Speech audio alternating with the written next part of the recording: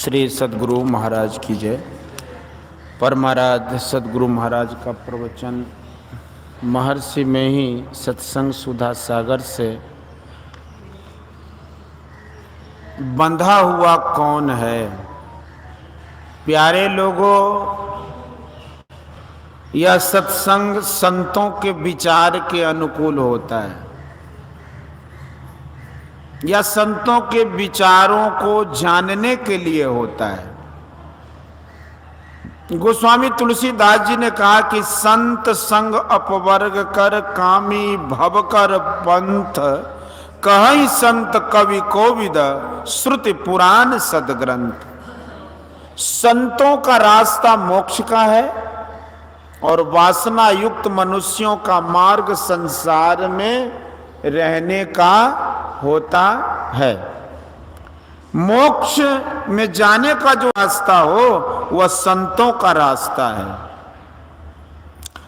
500 वर्षों से कुछ पूर्व और अंदर में जो संत हुए, सबने अपनी अपनी प्रांतीय भाषा में अपना उपदेश कहा।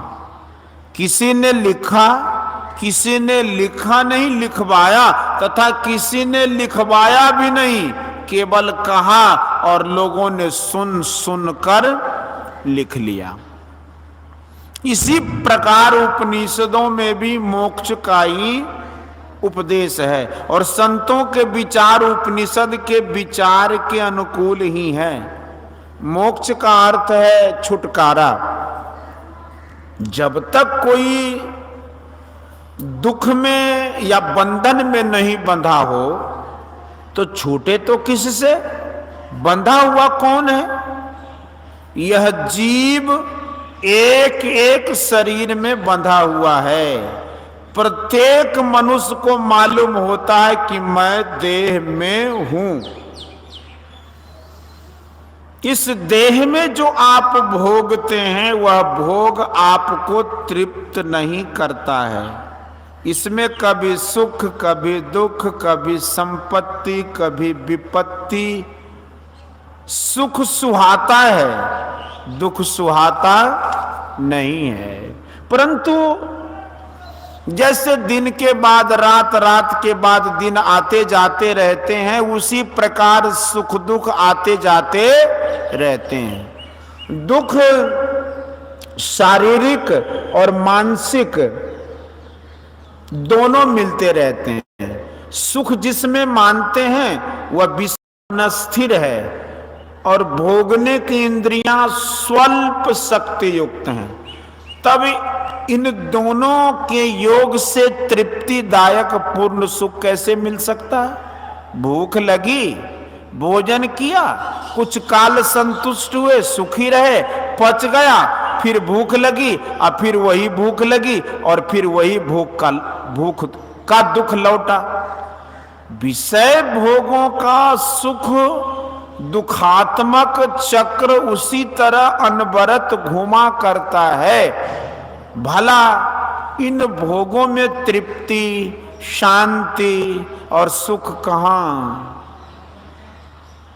शिशुपन में कुछ ज्ञान नहीं, भूख लगती है, देह में दर्द है, किंतु व्यक्त नहीं कर सकते, केवल रोते रहते हैं। अपना अख्तियार नहीं, मल मूत्र पर पड़े रहे, जवान हुए, कुछ अच्छा कुछ बुरा ज्ञान हुआ, कभी विहित कर्म कभी अविहित कर्मों को किया। वही शरीर है, बूढ़ा हो गया, शरीर में शक्ति नहीं, विषयों की ओर मन दौड़ता है, किंतु उसका संग्रह और भोग नहीं कर सकते। बहुत दुखी रहते हैं, काम क्रोधादिक विकार मन में उपजते रहते हैं, जिनसे अनेक कष्ट मन में होते रहते हैं। जो समझते हैं उनको कष्ट होता है। इन्हीं मनोविकारों को साधुओं ने मानस रोग कहा है। काम बात कब लोभ अपारा, क्रोध पित्त नित छाती जारा, प्रीति करहि ज्योति नहु भाई, उपजय सन्निपात दुखदाई। विषय मनोरथ दुर्गम नाना, ते सब सूल नाम को जाना। ममता दादू कंडु ईर्षाई, हरख विषाद गरहि बहुताई। पर दुख देख जरनि सोई छई, कुष्ठ दुष्टता मन कुटलई। अहंकार अति दुखद डमरुआ, दंभ कपट मदमान नहरुआ। तृष्णा उदर वृद्धि अति भारी, त्रिविध तृष्णा तरुण तिजारी। जुग विधि ज्वर मतसर अविवेका, कह लगी कहो कुरोग अनेका। एक व्याधि बस नर मरही, ए असाध बहु व्याध। पीड़हि संतत जीव कहाँ, सो किमि लहे समाध। कहाँ सुख है? शरीर और मन दुख देने वाले, शरीर और मन सुख देने वाले नहीं।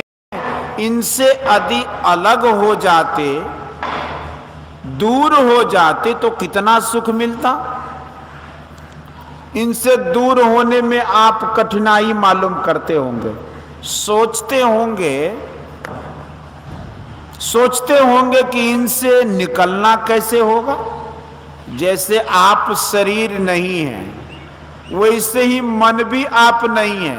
आप शरीर और मन से भिन्न पदार्थ चेतन आत्मा हैं। बाहर देह में जैसे 10 इंद्रियां हैं, उसी प्रकार इसके भीतर में भी 4 इंद्रियां हैं, जिनमें एक मन है। आप शरीर से छूट जाएं, इंद्रियों के बंधन से छूट जाएं, इसी छूटने को मुक्ति कहते हैं। मोक्ष समझने के लिए बंधन समझना होगा। आप शरीर इंद्रिय और अंतःकरण में बंधे, जैसे कोई कारागार में रहता है, वैसे ही आप शरीर में बंद हैं। शरीर से निकलने के लिए यदि कहें कि विष खाकर और किसी तरह वह साधारण मृत्यु से शरीर छोड़ सकते हैं, तो इस प्रकार शरीर छोड़ने से शरीर नहीं छूटता। अंतःकरण सहित सूक्ष्म कारण और महाकारण, ये तीनों जड़ शरीर रह जाते हैं, जिनके रह जाने से पुनः पुनः स्थूल शरीर का पाना या इस भूमि पर जन्म होना होता रहता है। शरीर के अंदर शरीर है। यह स्थूल शरीर क्या है? हड्डियों का ढांचा, नगर बना है, जिस पर मांस और लहू का लेप चढ़ा है, जिसमें जरा, मृत्यु, अभिमान, हर द्वेष छिपे हैं। इसमें क्या खुशी है? भगवान बुद्ध का यह वचन पूर्ण रूपेण सत्य है। शरीरों के इस कारागार से छूटने का यत्न सीखो और छूटो। संतों का उपदेश इसी कारागार से छूटने का है, और इसी छूटने का नाम मोक्ष है।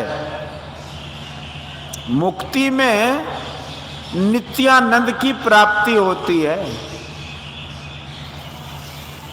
इसी आनंद की प्राप्ति के लिए मुक्ति का प्रयोजन है। संतों ने इसी प्रयोजन की पूर्ति हेतु मोक्ष का उपदेश दिया। मर्यादा पुरुषोत्तम श्री राम भगवान का भी यही उपदेश मुक्ति को उपनिषद में है। इसमें बतलाया गया है कि मैं करने वाला, भोगने वाला, सुखी तथा दुखी हूं, यह चित्त का धर्म है। इनके निरोध को ही मुक्ति कहते हैं। इसके निरोध के लिए श्रवण, मनन, निधिध्यासन और अनुभव ज्ञान प्राप्त करने का साधन करना चाहिए। इन साधनों के द्वारा जीवन मुक्त होना असंभव नहीं है। यदि असंभव होता तो श्री राम ऐसा उपदेश नहीं देते। जन्मांध को प्रकाश असंभव मालूम होता है, किंतु यदि उसे आंख हो जाए तो संभव होता है। मोक्ष प्राप्ति के लिए सुनो, विचारो, साधन करो, साधन अभ्यास करो और अभ्यास के अंत तक पहुंचो। सुनना विचारना तो लोग समझते हैं, किंतु साधन क्या करना है यह नहीं जानते हैं। इस पर कहते हैं कि चित्त रूप वृक्ष के दो बीज हैं, प्राण स्पंदन और वासना। प्राण का हिलना और इच्छा दोनों में से किसी एक को चुप करो। एक को खत्म करने से दोनों खत्म हो जाएंगे, एक को रोकने से दोनों समाप्त होते हैं। प्राण का अर्थ है जीवनी शक्ति। नाक से निकलने वाली वायु प्राण नहीं है। प्राण वायु वह है जिस वायु का प्राण से संबंध हो। वायु खींचने के लिए आपके पास यंत्र है जिसे फेफड़ा कहते हैं। इसमें संकोचन विकासन दो क्रियाएं होती हैं। संकोचन में हवा खींचते हैं और विकासन में हवा निकल जाती है। फेफड़े को जो पसारे और जो समेटे उस शक्ति को प्राण कहते हैं। वायु से यह काम नहीं होता। फेफड़े में जो हवा आती जाती है वह है प्राण वायु। इसे चुप करने कहा गया। इसी हवा के साथ व्यायाम करते हैं, उसे प्राणायाम कहते हैं। इसमें तीन क्रियाएं हैं, एक पूरक, रेचक और कुंभक। पूरक में वायु खींचते हैं, कुंभक में रोकते हैं तथा रेचक में निकाल देते हैं।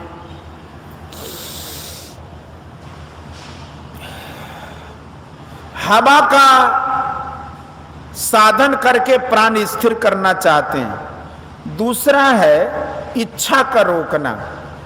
प्राणायाम में भी इच्छा का रोकना होता है, परंतु मुख्यतः हवा की तीनों क्रियाएं करनी पड़ती हैं।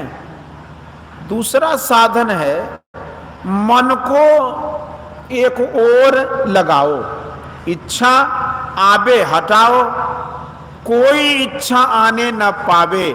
मन समेट कर एकांत मन से कुछ सोचने से श्वास धीमा हो जाता है। चंचल काम में श्वास तेजी से चलता है। मन अचंचल हो तो हवा भी स्थिर होगी। हवा को खींचने, ठहराने और फेंकने में हवा की ठोकर भीतर में लगती है। जैसे बाहर की हवा देह में टकराती है, बाहर के चमड़े से भीतर के तंतु कोमल होते हैं। इसमें प्राणायाम की क्रिया से हवा की यदि कड़ी ठोकर लग जाए तो मस्तिष्क बिगड़ जाए, कलेजा में चोट लगना संभव है। ऐसा सुनने में आया भी है कि किसी का मस्तिष्क घूमता है, कितने को रोग हो गया है इत्यादि। इसलिए इसको सापद कहा गया। यदि ठीक तरह से किया जाए तो जो लिखा है वह फल प्राप्त होगा, किंतु यह सापद है। फिर दूसरा साधन है कि आप बैठे बैठे मन को एक ओर लगाओ, मन भागता है, समेटो। एक तत्व का दृढ़ अभ्यास करो तो हेमंत काल के कमल सदृश भोग वासना का नाश हो जाएगा। इसके लिए फिर 4 बातें बतलाई गई हैं। अध्यात्म विद्या की शिक्षा, साधु संग, वासना परित्याग और प्राण स्पंदन निरोध। इन युक्तियों को छोड़कर जो मनमाना ही काम करते हैं तो वे प्रकाश को छोड़कर अंधकार में ढूंढते हैं, अथवा मदमस्त गजराज को कमल नाल के तंतु में बांधते हैं। इसके आगे मुक्ति को उपनिषद में कहा गया है कि वासना परित्यागार्थ चित्त की पूर्ण एकाग्रता अर्थात मन की एक बिंदुता के ध्यान का अभ्यास करना चाहिए। इसके द्वारा अंतर की ज्योति मिलेगी। इस ज्योति की प्राप्ति में विशेष संलग्न होना चाहिए। पुनः इस ज्योति मन और बुद्धि से ऊपर उठ जाना चाहिए और भी विशेष ऊपर उठकर अदृश्य शब्द, प्रणव ध्वनि, सार शब्द को भी पार कर श्री राम के अशब्द, स्पर्श, अरूप, अविनाशी, अस्वाद, अगंध, अनाम और गोत्रहीन दुख हरण करने वाले स्वरूप की उपर्युक्त साधन द्वारा भजन कर प्राप्ति करनी चाहिए। इसमें परमार्थिक समाधि प्राप्त होकर मोक्ष हो जाएगा, परंतु बिना सद्गुरु के यह काम नहीं हो सकता। इसलिए कबीर साहब ने कहा है कि बिन सतगुरु नर रहत बुलाना, खोजत फिरत राह नहीं जाना। के हर सुतले आयो गररिया, पाल पोस उनकिन सयाना। करत कलोल रहत अजियन संग, आपन मरम उनहु नहीं जाना। के हर एक जंगल से आए देख बहुते ऋषियाना। पकड़ के भेद तुरत समझाया, आपन दशा देख मुस्क्याना। जस कुरंग बिच बसत बसना, खोजत मोड़ फिरत चौगाना। कर उस बास मने में देखे, यह सुगंधि धौ कहाँ बसाना। हर्द उर्द बिच लगन लगी है, चक्र रूप नहीं जात बखाना। कबीर सुनो भाई साधो, उलटी आप में माना। बोलिए श्री महाराज की जय। यह प्रवचन सहरसा जिला अंतर्गत ग्राम पुरैनी बाजार, अब जिला मधेपुरा के हाई स्कूल के पास दिनांक 4/5/1952 ईस्वी के सत्संग में हुआ था।